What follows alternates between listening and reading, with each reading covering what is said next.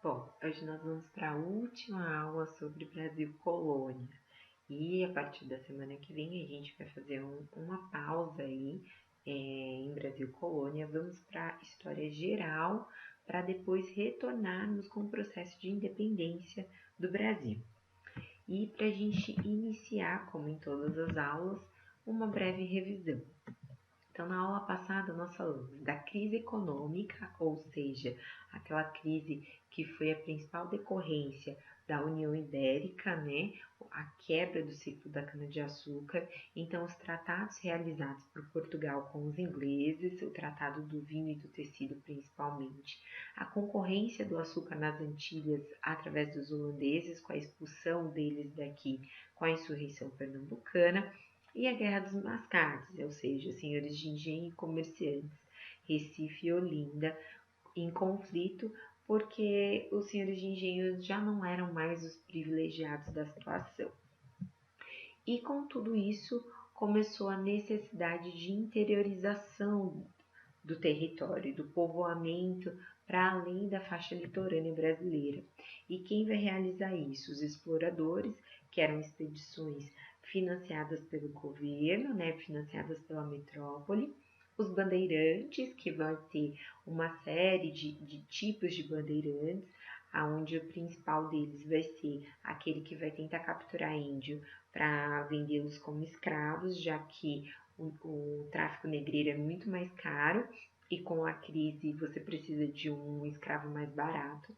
Os jesuítas, com a ideia de catequização e até mesmo a aculturação, que foi o objetivo da nossa conversa no fórum da semana passada, e os criadores de gado, principalmente na região sul do país.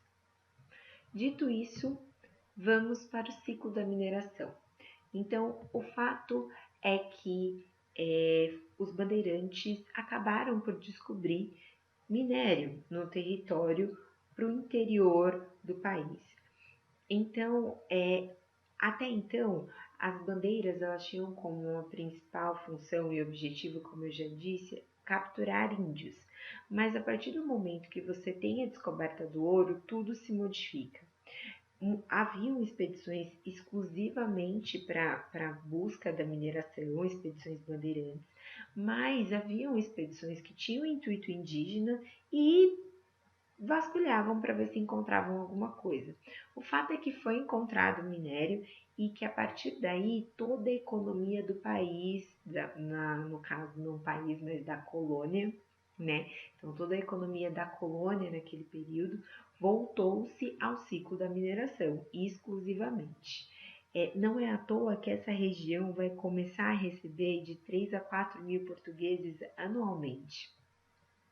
Então você começa a ver as pessoas migrarem rapidamente para a região do sertão, né, conhecida como sertão, e hoje nós entendemos que é a região sudeste do Brasil, justamente à procura e na tentativa de explorar minério de ouro.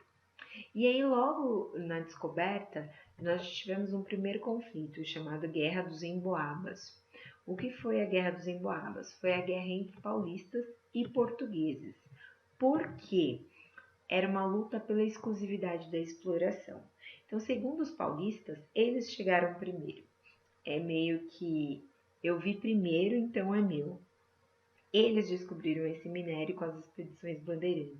Então, o que eles queriam era a exclusividade para poder explorar esse minério. Já os portugueses, como metrópole e detentora de todos os privilégios da sua colônia, não quer dar essa exclusividade aos paulistas. O nome Emboaba vem justamente da forma como eles passaram a chamar os portugueses diante desse conflito. E qual é a consequência desse conflito? Primeiro, é óbvio que os paulistas vão perder. Nós estamos falando de um grupo de bandeirantes contra a metrópole. Então, é óbvio que a gente vai ter os paulistas derrotados. Mas quais são as consequências que essa guerra traz? Primeiro, que a metrópole vai efetivamente voltar a controlar todo o lucro e toda a economia da colônia.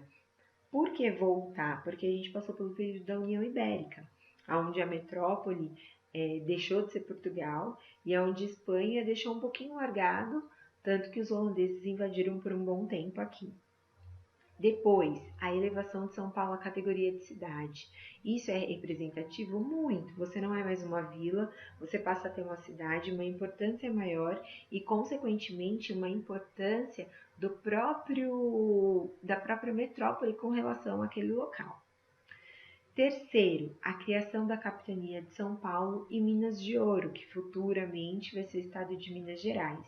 Então, o que eu estou fazendo? Eu estou valorizando e aumentando, ampliando a importância dessa região, justamente porque é por esta região que está escoando toda a riqueza do país, neste momento histórico. E, por fim, a descoberta do ouro em Mato Grosso e Goiás. Por quê? Os paulistas que perderam essa Guerra dos Emboabas acabaram migrando ainda mais para o interior do território e acabaram descobrindo ouro em Mato Grosso e Goiás. Por que não se fala muito disso? Porque foi uma quantidade muito menor do que aquela encontrada nas Minas Gerais, tá bom? Bom, o ciclo da mineração ele foi feito pela exploração da metrópole e com o controle principalmente da metrópole. Como que a metrópole controlou esse processo? Eles criaram intendências das minas. O que eram esses locais? Eles tinham como objetivo distribuir os lotes de terra para que cada um pudesse fazer o processo de exploração. Então era assim, quem queria explorar, fazer a parte do minério da busca para tentar extrair e encontrar minérios. Eu quero, por exemplo. Então eu vou lá e aí se eu tiver dentro dos requisitos e se tiver lotes de terra disponível, ele vai me fornecer um lote de terra. Então a ideia era que eu fosse fornecendo esses lotes e as pessoas fossem extraindo minério. E a partir dessa extração, eu ia fiscalizar a atividade e cobrar impostos. Então, eu não ia pagar nada para a exploração e ia ter um imposto sobre aquilo, ou seja, eu ia ter o lucro daquele trabalho todo. Então, a ideia das intendências era cuidar da distribuição desses lotes, fiscalizar, porque, por exemplo, eu peguei uma terra, mas não estou extraindo nada, não estou trabalhando, então eu tiro a terra de você e dou para outra pessoa para que ela faça essa exploração. Depois, julgar questões referentes ao desenvolvimento, que é isso que eu acabei de falar. Então, a fiscalização e o julgamento é justamente esse. Bom, tá desenvolvendo, tá dando alguma coisa, tá lucrando alguma coisa? E aí, então, cobrar os impostos por essa exploração. Então, a ideia era que, uma vez que eu tivesse a distribuição e a fiscalização, eu não precisaria trabalhar para obter o lucro dessa exploração, que é o lucro para a metrópole. Num determinado momento, eles começaram a perceber que muitas pessoas que estavam fazendo esse processo de exploração e que estavam fazendo esse processo de mineração, eles escondiam a quantidade real que era extraída, justamente para pagar parcelas menores do imposto. E por conta disso, eles criaram as casas de fundição. Qual que era a ideia das casas de fundição? Você não pode mais comercializar ouro em pepita. Você precisa obrigatoriamente comercializar o ouro em barras com o selo da coroa. E quem fazia esse selo e quem fazia esse ouro em barra? As casas de fundição. Ou seja, a ideia da metrópole é que com essa casa de fundição eu ia evitar completamente a sonegação, ou seja, esconder o verdadeiro valor que eu extraí. E qual era esse imposto? O imposto cobrado era o quinto. O que era o quinto? O quinto era 20% do material que era encontrado. Então, de toda a exploração que eu tinha, de tudo que eu encontrava, 20% era destinado à coroa. E as casas de fundição, elas tinham como objetivo principal fazer com que esse quinto fosse pago. Então, eu proibi a pepita, eu proibi que eu esconda o ouro e comercialize por fora. É bem interessante a gente pensar que até hoje a gente tem uma sonegação de impostos gigantesca, por vários motivos. Um que eu acredito ser um dos principais é o fato de que as pessoas não veem o imposto delas trazendo efetivamente melhorias e benefícios para a população. E como eu não tenho esses benefícios, eu acabo por não pagando.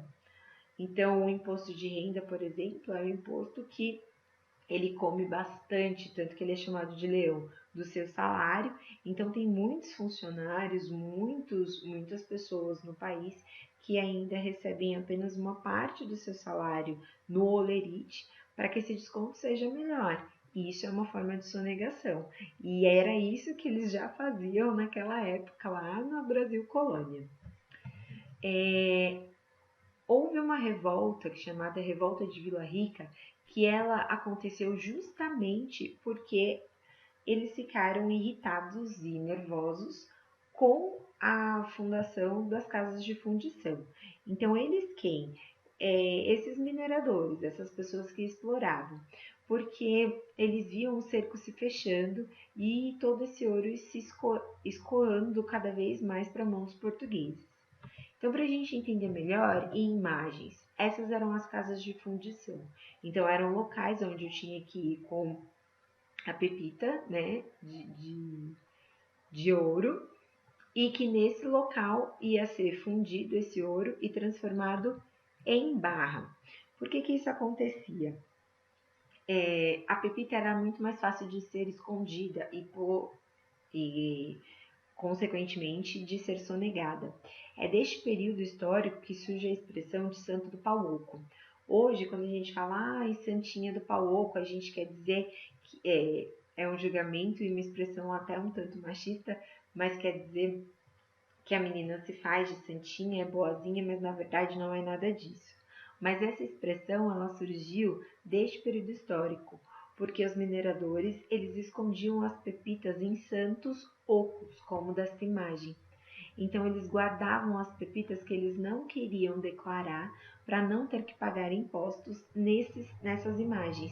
E daí vem a expressão santo do pau oco, porque elas eram feitas de madeira e ocas por dentro, onde as pessoas acabavam escondendo essas pepitas de ouro. Mas com a casa de fundição, o ouro passou a se transformar em barra e ia ter várias marcações de controle e extração do quinto, certo? Porém, apesar de durar por um bom tempo o ciclo da mineração, ela vai ter o seu declínio e vai começar a ter um número menor de exploração. Isso porque, aula de geografia, gente, o ouro e qualquer minério, ele é um recurso esgotável, ele não é um recurso renovável. Logo, uma vez que ele acabar ou que ele é explorado de forma muito devastadora, não vai existir mais. Então, não vai ter mais para se extrair. Não é que os minérios não renováveis, eles não são coisas que nunca vão se formar na natureza. Eles até podem se formar novamente, mas eles vão levar milhares, milhões de anos. Então, não é um ciclo de renovação rápida como, por exemplo, a água. Tudo bem? E é exatamente isso que vai acontecer no Brasil. Então, a intensa exploração vai esgotar as jazidas.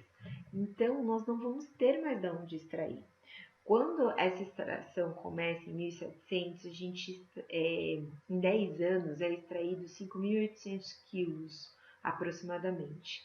Quando a gente chega, por exemplo, na metade, 30 anos de exploração, você tem um período onde você extrai quase 30 mil quilos de ouro. Então, é óbvio que essa extração desenfreada vai, obviamente, fazer com que as jazidas se esgotem e acabe esse ouro. E aí, consequentemente, Portugal vai ter menos impostos, menos dinheiro e a sua economia vai decair, obviamente. E quais ações ele toma para que isso deixe de acontecer? Duas ações. A primeira, cota mínima anual. Ok, você não consegue extrair o quinto de toda a sua exploração. Tudo bem, então você vai me dar uma soma total de 100 do quinto, 100 arrobas de ouro. Então eu quero 100 arrobas de ouro, que é equivalente a 15 quilos de ouro, no ano para pagar como imposto. Ok, qual é o problema disso? O problema é que eles colocam uma segunda ação, que é a derrama, que diz o seguinte: se você ao final do ano não pagar a cota mínima estipulada dos seus impostos, eu vou cobrar esses impostos retirando bens de você. Então eu vou entrar na sua casa, eu vou pegar a sua casa, enfim, eu vou pegar qualquer bem que seja equivalente ao valor que você deveria ter pago. Então, isso causa uma revolta significativa. E é a partir dessa ação portuguesa, da derrama, que a gente vai começar o processo da Inconfidência Mineira. Então, um processo de uma primeira revolta emancipacionista, né, com fins de independência de Portugal, por conta da revolta, uma vez que as pessoas não estavam pagando quinto, não porque elas estavam sonegando, mas simplesmente pelo fato de que as jazidas estavam se esgotando, não havia mais ouro.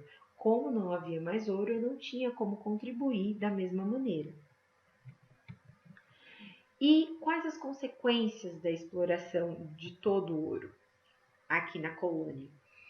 Primeiro, desenvolvimento das artes. O barroco é um exemplo bem significativo que foi desenvolvido neste momento, entre outras expressões culturais e artísticas.